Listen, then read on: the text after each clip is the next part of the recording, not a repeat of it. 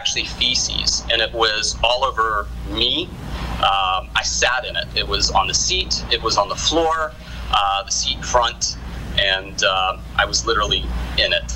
Bay City resident Matthew Meehan talking via FaceTime about a very smelly, very disgusting encounter he had on a recent Delta flight from Atlanta to Miami.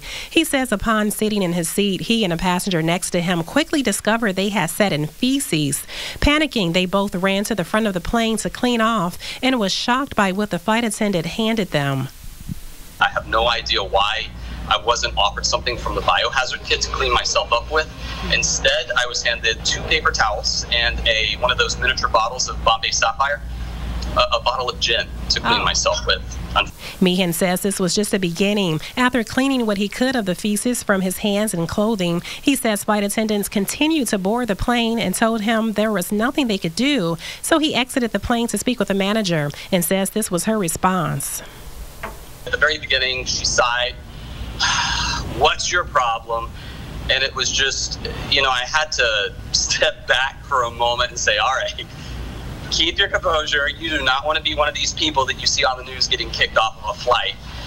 Because really it took every amount of patience that I had just to keep my cool. Meanwhile, I'm covered in feces. Meehan says he and fellow passengers were forced to lay a blanket over the mess and endure the smell for the entire 2-hour flight. We reached out to Delta Airlines, which released the following statement, saying in part, Delta apologizes to customers impacted by the incident and had reached out to make it right, offering a refund and additional compensation. Delta also told us the feces belonged to an ill dog from a previous flight. Meehan acknowledges he was offered a refund, and more importantly, he hopes the incident forces Delta to take a closer look at its policies.